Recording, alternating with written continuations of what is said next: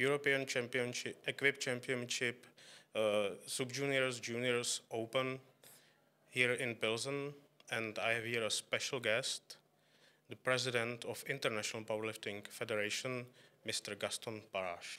Hello to everybody. Thank you for welcoming me here in Pilsen. Yeah, thank you also. And at the first, I have a question on you. How long do you stay in powerlifting? I'm involved since 1986 in the Luxembourg Federation, and from 1999 on I have been the treasurer until 2012 in the International Powerlifting Federation, and from 2012 until now I am the president, but I also the championship secretary of the International Powerlifting Federation from 2003 on. Oh, that's a long time. Yeah. And how did the powerlifting? How have the powerlifting changed? Like from the days that you were the beginner in it, and now as you can see it as a president of IPF. Yeah, we have continuously changed. In the beginning, it was not so fast going as it has been done under my presidency, but we have every time making efforts to go forward. But since 2012, when I became the president, I put in the turbo, and we have then reorganized the federation. We have all installed the committees, what is necessary for the IOC recognition. We have done a lot of memorandum of understanding with Special Olympics, with FISU and so on, all what is necessary for the IOC recognition. We have worked very hard on it. And also when we are looking back to the streamings, we are now very professional with our streamings. We have now also Eurosport since last year, and we had 6 million of viewers on TV and 12 million of viewers on their streaming beside our streaming. So you can see that we have done a very good job. We had also 90 member nations. Now we are on 134 member nations. So that shows you how we are developing. Yeah, I heard about the numbers of the streaming and Eurosport. It's very, very good.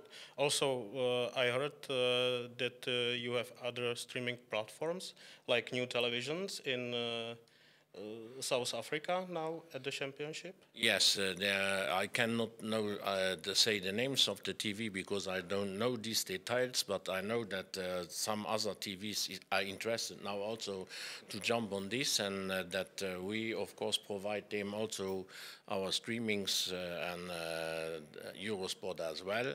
So we will have also much more countries than where Eurosport will show our powerlifting sport, and I think it is very important that the powerlifting becomes more and more important to the people. And I said every time, if people are not coming to us, we must go to the people, and this is what we are doing. Yeah. And what do you want to focus in the future, like you personally and with the whole IPF? Personally, I'm very strong going forward and doing all to reach our goal, the IOC recognition. That's my main goal to reach, and it's not so easy. It was maybe 20 years ago easier to get that goal than now, because it becomes every time more and more difficult. But I say every time we never give up.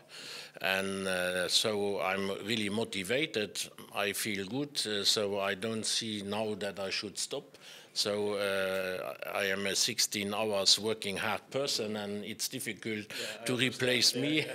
So I'm still motivated, and so long the people support me, so long I will go forward. Okay, and then I have a personal question. Like I know that your son is doing powerlifting too, so you are some kind of powerlifting family. So are you proud of him? Yes, of course, I'm very proud of him, especially that this time here in Pilsen he made 3 medals, 2 bronze medal, 1 in squat, 1 in bench press, and 1 silver in deadlift. He's 20 years young, so he has a nice future for him, so I'm really proud of him.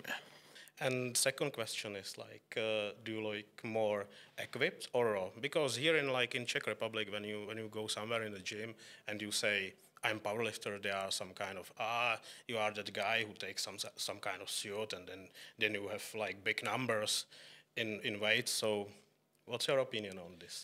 My opinion is that still for me as a referee, I prefer the equipped lifting because it's much more interesting for a referee to find out the mistakes the people are doing. Classic, it's easier to judge, but on the other hand, of course, Classic bring us much more people, and also I must say that we had in the Classic more and more strong fights where people is with the same total, where sometimes they winning just on the body weights. So the Classic is in that things very interesting. But I assume that knowing how the people thinking with the shirts, that every time the people want to have most strong shirts on to do more kilos, that those who are maybe today not happy with equipped, when they see that they're not coming forward in Classic, that then maybe they will jump to the equipped as well. And that is my hope, and that's why we keep both together, because it keeps the lifters much longer into the process of powerlifting. Yeah, I see that also in my own team, so that people from Classic are coming to Equipped, at least to try it, and then... Especially when we are looking now in Kazakhstan, the bench press, and you look in the numbers are nearly the same in Equipped and in Classic. Okay, and now you brought us here some kind of new book. It's called 50 Years of IPF History. Yeah.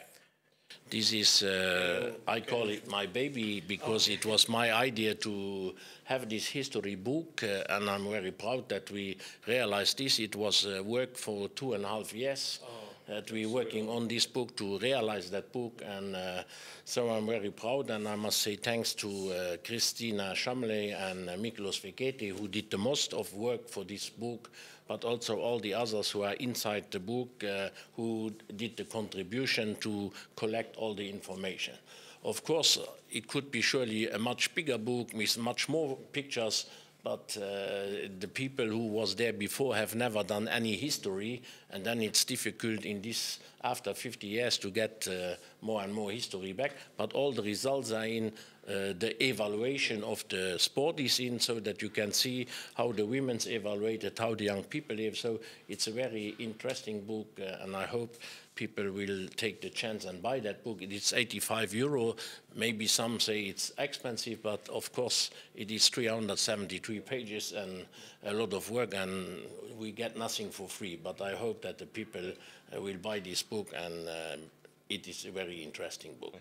And do you have any funny story, or I don't know, was it hard to find something what are really now proud, like one part of the book, one...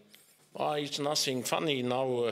Like, I know that sometimes you have to speak to people, to old people, if they remember what happened that day. Yeah, I would say it is interesting. It was interesting to go back to people who know from the previous year when I have not been involved, that we got all these stories from that time. So, like Alan Ferguson, who was who brought all the stories in from South Africa. People like Arnulf, who was longer involved in the powerlifting, like me, who brought information from Europe. Then, of course, from Asian region, and so it's interesting. Okay, so thank you for this book. And now about the championship here in Pilsen. Do you like the championships here in Pilsen or in Czech Republic? If you remember other championships which were that were holding here in our country. I coming here over many years, and every time we had really good championships here in Pilsen, and I know also from all the people that they like coming here because it's very professional, organized, nice people, good loaders, and so the people really enjoy the championships here. And myself, I'm always happy to be here and to meet my friends here. Also, I'm sorry that Miroslav is sick and that he could not be here, but from this side I wish him all the best for recover soon, and hope to see him next time. Yeah, and now our powerlifting here in Czech Republic is growing. Like, we have new generations now. Mostly they are powerlifting raw, like the classic one, but still it's very good. Yeah. And do you have any message for them, or? Yes, first of all, I want to say that I looking every time on Instagram what's going on, and as you're doing here a great job with the interview, I see that you using the new technology to promote your sport, and this is very good. And that's why I see then also that there is a great evolution here in Czech Republic, that you have much more lifters, that you are very hard working. I see a lot of championships you organize. So I'm very proud to see that the Czech Federation is doing such a great job, and with all these young people, that's what is good, because when you have a federation, you must also make sure to have young people behind to make sure that it's going forward after our time. Yeah, that's right. You are right.